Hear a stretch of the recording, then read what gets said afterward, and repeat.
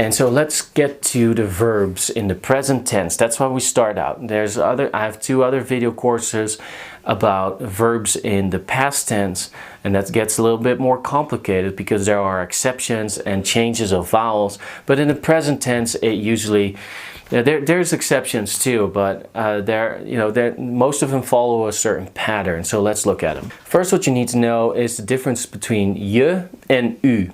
Je is when you say you, and u also means you, but you is a more polite form, and they also have this in French and in Spanish and in German.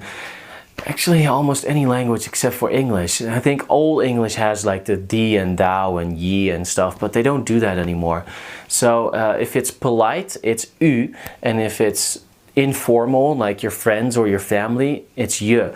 And over the generations, some Dutch, it used to be that the kids would say u to their parents because it's respectful, but nowadays they want to be more on the same level and more friendly, so they say je to their parents, which makes the relationship a bit more trusting, but also a bit more informal. And so some parents like that and some don't. It just depends on the generation. My grandmother, she wanted us to say u to her, but that also put a distance between us. It kind of put her above us. But my mother, she said, no, I want them to say je to us, and so they feel like we're kind of on the same level and we're not trying to place ourselves above them. So that's just a generation difference.